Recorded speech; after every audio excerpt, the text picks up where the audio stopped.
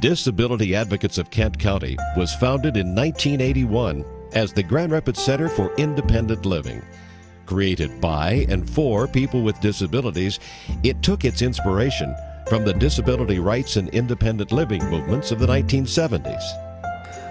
The founding group for the Grand Rapids area was a bunch of wheelchair basketball players and adults who had had polio, professional businessmen who were disabled, who really understood how to play the politics and understood and knew what they wanted right from the get-go. I thought we ought to be seen for our values as opposed to looking at the physical or mental disability aspect.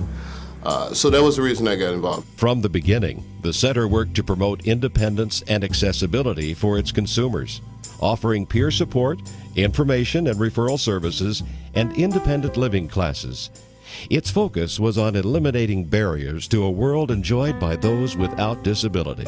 They've done things so that we can still stay in our home and not be booted out, be put in a nursing home by writing letters and, creating, some stimulation so that the politicians would know that we're not just rubber dolls, we're people, and we're, allowed to stay on our own. We have minds and we function like everybody else. In 1990, the Americans with Disabilities Act was signed into law. It required employers and public facilities to ensure full access and make accommodations for people with disabilities. This pushed the center to become more present and active in the community, to work for the rights and responsibilities laid out in this momentous piece of federal legislation. In 1993, the Grand Rapids Center for Independent Living separated from its original fiduciary, Hope Network, and began to chart its own course.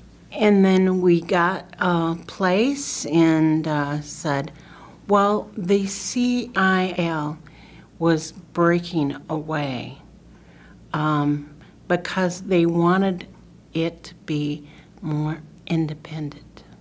And we didn't have any funding.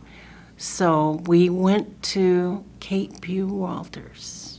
When the CIL became its own independent organization, I wasn't involved as the staff, but I was certainly involved as a donor and so supportive of that move. And it's turned out great. Having that independence is the thing that the CIL had to do. It was scary, but it felt good to be on our own. With this transition, the center saw its consumer base expand and its advocacy work increase. Businesses sought its counsel on accessibility issues, and the center became known for its support of a reliable and dependable public transit system. In 2002, the center changed its name to better reflect the spirit, reach, and function of its activities. We came up with Disability Advocates of Kent County. First, Kent County, making sure we were looking at what our geography is, but then focused on, as disability advocates and saying, we're not a place where people to walk and roll beside you as an individual, but also us as a community. So it is people with disabilities advocating and helping other people with disabilities advocate for what they want, for what they think is best, and not somebody else telling people with disabilities, here's what we think is best for you. Each year, Disability Advocates helps more than 3,000 people with disabilities and their families successfully address barriers to living independently.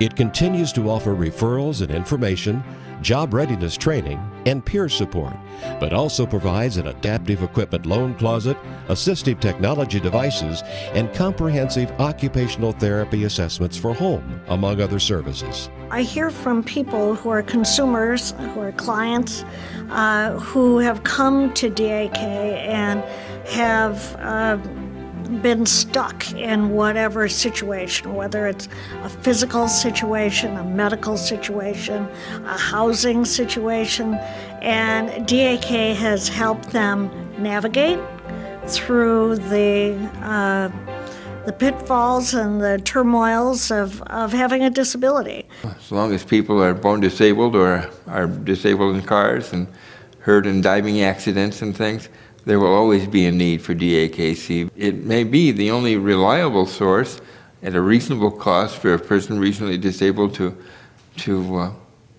access.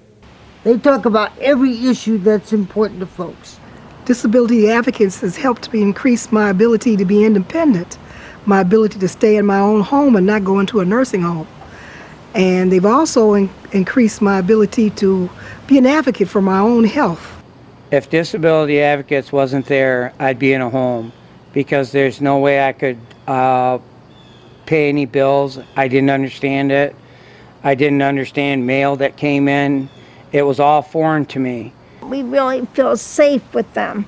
Disability Advocates is uniquely qualified to understand and approach critical issues that impact the quality of life for people with disabilities.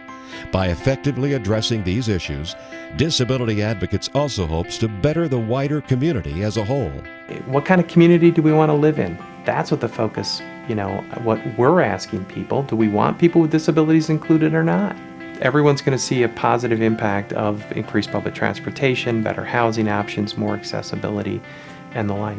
I think our niche is being involved in the community, also being advocates, the go-to place for information and referral, as well as working to make a change in legislation as it relates to disabilities.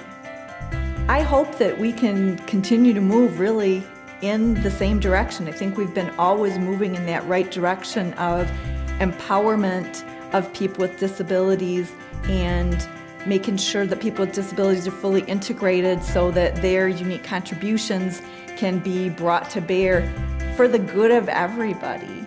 With that goal in mind, Disability Advocates of Kent County moves into its next decade of building a strong community that's accessible to all. They're a very good organization, and they care about people. That's the most important thing of all. They care about people.